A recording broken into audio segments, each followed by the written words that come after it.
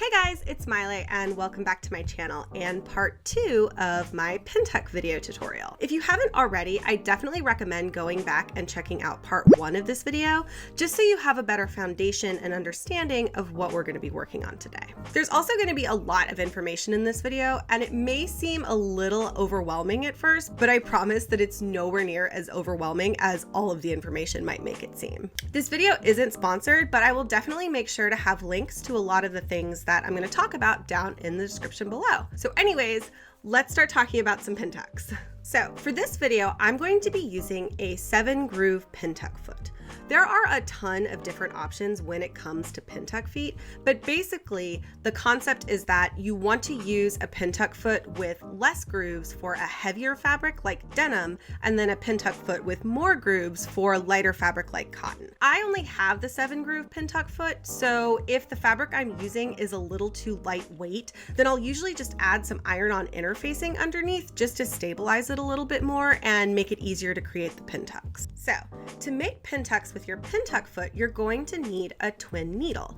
Again, there are a lot of different sizes of twin needles, and the size of twin needle that you're going to use is going to depend on the amount of grooves on your pintuck foot. Just for an example, the twin needle that I'm using for my 7-groove pintuck foot is a size 2/80. The number 2 indicates that there is a 2 mm difference between the size 80 needles. There are a lot more resources online that can help you guys decide what pintuck foot and double needle that you're going to need for your specific machine. But like I said, in this video, I'm going to be using a 7-groove pintuck foot with a 2/80 twin needle. So many numbers. As far as thread, you're going to need 2 spools of the same color thread. You're going to thread the machine basically how you would thread a machine with 1 spool of thread, with the exception of making sure that each thread is on opposite sides of your machine's tension plate. I know that your sewing machine may be different than mine, but the concept is basically the same with all sewing machines. I would just check out your sewing machine's manual for additional details if you're a little unsure. Once you've threaded your machine, you're going to thread each needle with 1 thread like so. Now we're ready to sew our first pintuck. So just place your needle onto the fabric where you want your first pintuck to begin and sew a straight line. It's important to note that the height of your pintuck is based on the tension of your machine. If you want a higher pintuck, you're going to want to set your machine at a higher tension number. And if you want a lower pintuck, you're going to want to set your machine at a lower tension number. It might be a little hard to tell in the video, but here's an example of the difference between a pintuck made with my machine's highest tension level and a pintuck made with my machine's lowest tension level.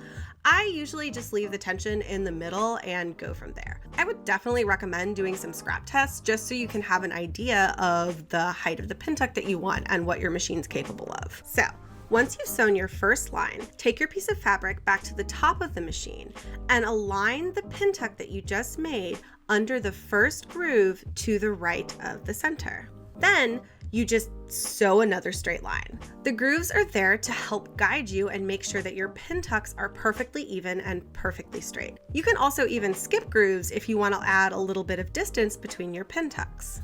I'd say if you just play around with it a little bit, then it'll help you get a better idea of the spacing and will help you decide what'll work best with your designs. Once we've finished sewing all of the pintucks that we want to sew, this is what your fabric is going to look like.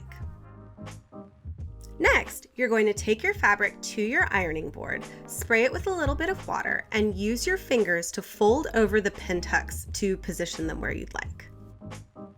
Make sure you use a really hot iron and give your fabric a nice hard pressing. This is what your fabric should look like after you've pressed it. Anyway, like we did before, we're just going to cut our pattern piece out of the pintucked fabric. I forgot to mention this last time, but make sure that you use fray check on the edge of the fabric immediately after you cut it out, just so the tiny threads holding the pintucks together don't start to unravel. So now here is our final pattern piece on the left, and in comparison, the one that we did by hand in the last video is on the right.